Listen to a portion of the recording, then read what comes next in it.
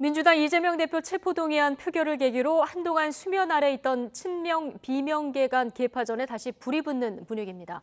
당 분열이냐 수습이냐 중대 기로에 선 가운데 일각에서는 이 대표의 일방통행식 행보가 무더기 이탈표의 원인이 됐다는 지적도 나오고 있습니다. 보도에 손여정 기자입니다.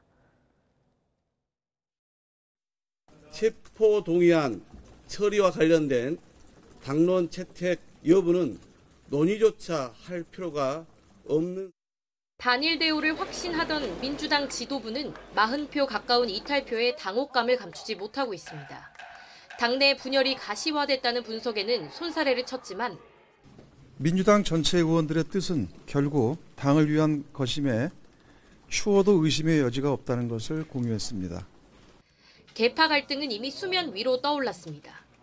비명계가 체포동의안을 지렛대로 총선 공천을 요구하기 위해 조직적인 기획투표를 했다며 친명계 일부에서 음모론을 제기하자 일단 이번에 체포동의안 관련해서는 가결이라든가 이런 몇 가지 요소를 가지고 기획을 좀 했다고 봐야 되죠. 그렇게 봐야 될 것 같고요. 비명계 측에선 체포안 표결 방향을 놓고 335 이심전심 공감대를 이루긴 했겠지만 이를 조직적인 기획으로 해석하는 건 말도 안 되는 억측이라고 부인했습니다. 여기에 강성 지지자들이 체포안 가결표를 던진 것으로 추정되는 이른바 겉과 속이 다른 수박, 공천 탈락 의원 명단을 만들면서 갈등에 기름을 붓고 있습니다.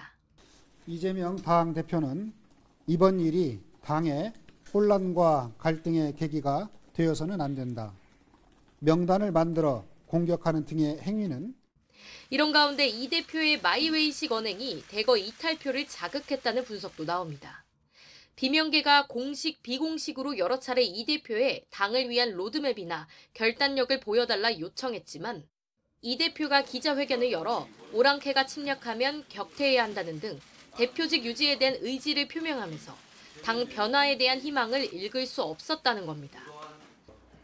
오랑캐가 불법적 침략을 계속하면 열심히 싸워서 격퇴해야죠. 오랑캐의 침입 자체를 막을 방법, 회피할 방법이 있느냐? 없죠.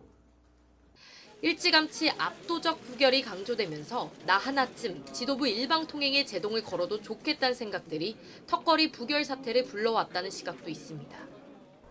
이재명 대표로서는 당장 무더기 이탈표심의 원인을 분석하고 통합 행보에 집중해야 하지만 오는 3일부터 시작되는 선거법 재판은 물론 검찰 수사에 대한 대응 등 수습이 난항을 겪을 거란 전망도 나옵니다. YTN 손여정입니다.